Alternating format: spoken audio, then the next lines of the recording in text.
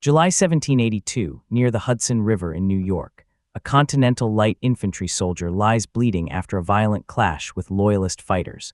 One blow has opened the soldier's forehead. At least one lead ball has entered the thigh. Comrades try to carry the wounded private toward a surgeon. The soldier resists, not because the wound is small, not because the pain is manageable, because a surgeon may discover the secret hidden beneath the uniform. The private's name on the Army rolls is Robert Shurtliff. The person inside the uniform is Deborah Sampson. For weeks, she has marched, drilled, slept, eaten, and fought beside men who do not know that the new recruit from Massachusetts is a woman.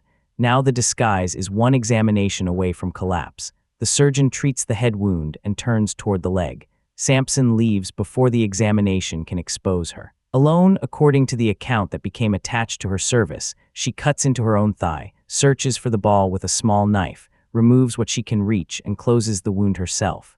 Another fragment may remain buried too deeply to remove. Then she returns to duty.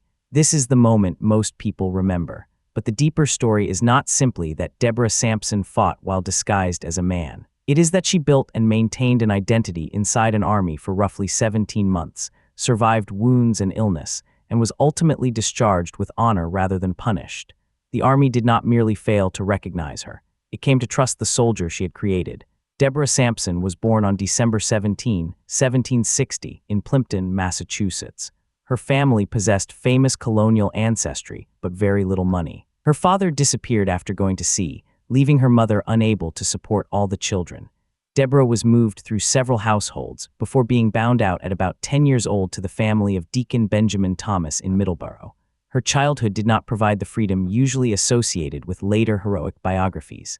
It provided work. She labored on a farm, learned domestic tasks, and watched the Thomas sons receive schooling that girls were rarely offered. She educated herself as far as circumstances allowed. When her term of service ended around age 18, she worked as a teacher during warmer months and as a weaver during winter. Those occupations reveal important parts of the person who later entered the army. Teaching required authority and observation. Weaving required patience, hand strength, and attention to repeated detail. Farm labor had already made physical exertion ordinary. Sampson's later success did not come from suddenly becoming someone else. It came from using skills she already possessed inside a role society had forbidden her to occupy. By 1781, the Revolutionary War had lasted 6 years. The dramatic turning point at Yorktown was approaching, but no one in Massachusetts could be certain when the conflict would end or what service remained. Women supported the war as farmers, nurses, laundresses, cooks, messengers, manufacturers, and camp followers. Some were caught directly in combat. A small number are documented as serving under male identities. Formal enlistment, however, was reserved for men. Sampson decided to cross that boundary. Her first documented attempt failed. On January 23, 1782, a Middleborough soldier named Abner Weston recorded in his diary that Sampson had enlisted while disguised as a man. She used the name Timothy Thayer. The disguise did not survive local recognition. People identified her before she could disappear into military service, and she was forced to return the enlistment money. The failure exposed more than her plan. It exposed her to judgment. A woman attempting to enlist could be treated as deceptive, immoral, unstable, or ridiculous. The safer response would have been to abandon the idea. Sampson did not. She left the place where people knew her. In May 1782, she tried again under the name Robert Shurtliff, with spellings varying across surviving records. This time, she enlisted successfully in the Fourth Massachusetts Regiment. She was assigned to Captain George Webb's company of light infantry. Light infantry was not a ceremonial posting. These soldiers were expected to move quickly, scout, screen larger forces, raid exposed positions, and fight in small, dangerous actions where confusion and initiative mattered. The role increased both the physical burden and the chance that Sampson's body would be examined after injury. To survive inside the army, she had to perform masculinity continuously. The challenge was not simply putting on trousers. She had to speak, eat, sleep, wash, and manage bodily privacy in crowded camps. She had to avoid situations in which other soldiers casually undressed. She had to explain any difference in voice, beard growth, or physical development. She had to carry a musket, ammunition, blanket, food, and tools over distance. She had to stand inspection without looking frightened. Every ordinary day was another test of the disguise. Later biographies often exaggerated Sampson's appearance, adventures, and battlefield record. The most famous early biography, Herman Mann's The Female Review, mixed real events with invention and dramatic embellishment. That means the strongest version of her story must distinguish between what later writers wanted her life to be and what the record can reasonably support. The documented foundation is already powerful. She enlisted. She served for approximately 17 months. She performed infantry and scouting duties. She was wounded. She concealed at least one wound rather than risk discovery. She later served near General John Patterson. Her identity was discovered only after a serious illness, and she received an honorable discharge. During the summer of 1782, the Continental Army remained concentrated in the Hudson Highlands and surrounding region, watching British-held New York. Washington considered possible operations against the city and needed information about British strength and movement. Sampson's company participated in scouting and security duties in contested territory. Massachusetts accounts place her on an expedition involving about 30 light infantrymen and a confrontation with Loyalist fighters. The exact details of the action vary across later tellings. Some versions give a precise date near Tarrytown, describe a saber cut to the head, and identify multiple balls in the thigh. The safest conclusion is that Sampson was wounded during combat in 1782 and went to extraordinary lengths to keep the leg injury from exposing her identity. Consider the decision in practical terms. A lead ball carried dirt, cloth, and bacteria into the wound. There was no sterile operating room, no effective anesthetic, no antibiotic treatment if infection spread. Trying to remove the ball herself could enlarge the injury, damage an artery, or leave fragments inside. Seeking proper treatment risked exposure and discharge. Sampson chose secrecy. That decision was not evidence that she felt no fear. It was evidence that discovery frightened her more than the knife. She survived the wound and returned to service. The Army continued treating Robert Shurtliff as a reliable soldier. In 1783, she was connected more closely to General John Patterson's headquarters, sometimes described as serving as an orderly or waiter when not performing other duties. That assignment placed her near senior officers and increased the consequences of discovery. It also suggests that her conduct had earned confidence. A visibly unreliable private would not have been brought into an officer's working circle. If this kind of evidence-based story matters to you, subscribe. Sampson had survived combat without exposing herself, but the danger that finally defeated the disguise did not carry a musket. By the summer of 1783, the military situation had changed. The preliminary peace had been agreed. Formal independence was no longer a distant hope, but the army had not simply dissolved. Troops remained on duty while government settled accounts, British forces prepared to evacuate, and officers waited for final orders. Sampson was sent to Philadelphia during this period. Disease spread easily through 18th-century military camps and cities. Crowded quarters, poor sanitation, contaminated water, and limited medical knowledge could turn fever into a greater threat than battle.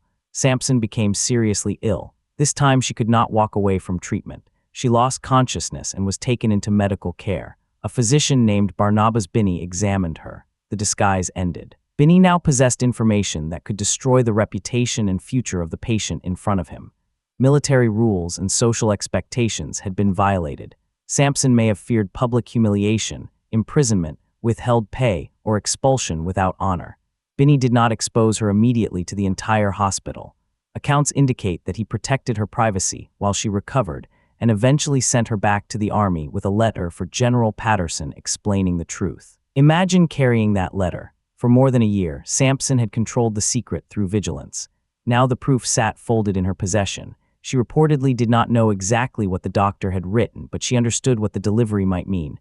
Every step toward Patterson could feel like a march toward punishment. The response was more measured than she had reason to expect. Her officers did not stage a public spectacle. They did not erase her service. By October 1783, at West Point, she received an honorable discharge. Sources disagree by a day or two on the precise date, commonly giving October 23 or October 25. The difference does not alter the meaning. Deborah Sampson left the Continental Army with her service acknowledged rather than criminalized. That is the title's real payoff. She fought as a man for more than a year. When the Army learned she was a woman, it still recognized the soldier she had been. The discharge did not produce an easy life. Sampson returned to Massachusetts and married Benjamin Gannett in 1785. They built a family in Sharon and struggled financially. Like many revolutionary veterans, she discovered that wartime sacrifice did not guarantee post-war security. Unlike male veterans, she also had to convince authorities that service performed under a male identity deserved compensation in her female legal identity. Massachusetts eventually granted her back pay. Federal pension relief took much longer. She petitioned repeatedly. Her wounds and poverty became evidence in a bureaucratic campaign that continued for decades. Paul Revere supported her. In an 1804 letter to Congressman William Eustis, Revere said that he had investigated her character and found her more deserving than he had expected. He described her as a wife and mother in poor health and difficult circumstances and urged assistance. That intervention mattered. It also reveals the limits of the new republic. Sampson's service alone was not enough. A respected man's endorsement helped make it legible to lawmakers. In 1809, after years of effort, she received a federal disability pension of $4 per month, less than the $5 commonly associated with male invalid pensioners. In 1818, under a broader pension law for needy veterans, she qualified for additional support. The pension did not make the family wealthy. Records associated with her claims describe poverty, debt, medical expense, and the lasting effect of the wound. A ball or fragment reportedly remained in her thigh for the rest of her life. The body that had protected the secret continued carrying the war. Sampson also did something almost unheard of for an American woman of her period. Beginning in 1802, she went on a public lecture tour. She told audiences about her life and military experience, sometimes appearing in uniform and performing parts of the manual of arms. The performance contained another contradiction. To be accepted publicly, she often had to reassure audiences that military service had not destroyed her femininity or moral character. She could describe crossing gender boundaries, but society expected her to apologize for having crossed them. Her story therefore became shaped by two competing needs. She needed the service to appear extraordinary enough to deserve payment and attention. She also needed her behavior to appear respectable enough not to threaten the social order. That pressure helped create the embellished version of her life. The Female Review turned Sampson into a sentimental heroine, and added incidents historians cannot verify. Later retellings repeated invented dialogue and expanded her battlefield role. This does not mean the entire story is false. It means the genuine achievement has to be recovered from underneath the heroic decoration. The genuine achievement is this: a poor, self-educated former indentured servant created a male identity convincing enough to enter the Continental Army. She survived the daily physical and social pressures of military life. She served in light infantry. She suffered a combat wound and concealed it. She remained undiscovered until illness left her unconscious. Her superiors responded with an honorable discharge. She then spent much of her later life forcing the government to acknowledge that Robert Shurtliff's service belonged legally and financially to Deborah Sampson.